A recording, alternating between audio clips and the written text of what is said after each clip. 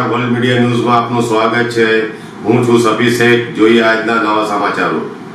અંકલેશ્વર નજીક નર્મદા નદીના કિનારેથી એક યુવાનનો વિકૃત હાલતમાં મુદ્દે મળી આવતા ખળભળાટ મચી ગયો હતો। મુદ્દેની જાણ થતાં લોકોના ટોળે ઘટના સ્થળે ઉમટી પડ્યા હતા। સામાજિક કાર્યકર ધર્મેશ સોલંકી અને તેમની ટીમે ભારે જહેમત બાદ નર્મદા નદીમાંથી મુદ્દેને બહાર કાઢ્યો હતો। મૃતકની ઓળખ ઝઘડિયાના તાલુકાના ગોવાલી ગામના રહેવાસી માર્વિન પટેલ તરીકે થઈ છે। જાણવા મળ્યા મુજબ માર્વિન પટેલ ગત રોજ બપોરના સમયે નર્મદા નદીમાં નાહવા માટે ગયો હતો। જો કે નદીના ઊંડા પાણીમાં તે લાપતા બનતા પરિવારજનોમાં ચિંતા વ્યાપી ગઈ હતી। ઘટનાની જાણ થતાં સ્થાનિક તંત્ર, ફાયર વિભાગ અને સામાજિક કાર્યકરો દ્વારા શોધખોળ હાથ ધરવામાં આવી હતી। સતત શોધખોળ બાદ આજે માર્વિન પટેલનો મુદ્દે નદી કિનારેથી મળી આવ્યો હતો।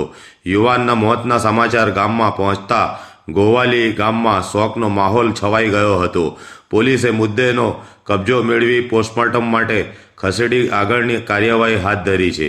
ઉલ્લેખનીય છે કે છેલ્લા 2 દિવસમાં નર્મદા નદીમાં ડૂબી જવાના 2 અલગ ઘટનાઓમાં 2 લોકોના જીવ ગયા છે।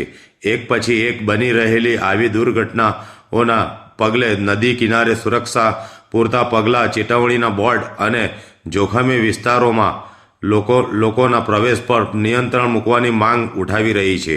તંત્ર દ્વારા પણ લોકોને નદીમાં નહાવા કે જોખમી સ્થળોએ જતા પહેલાં સાવચેતી રાખવાની અપીલ કરવામાં આવી છે।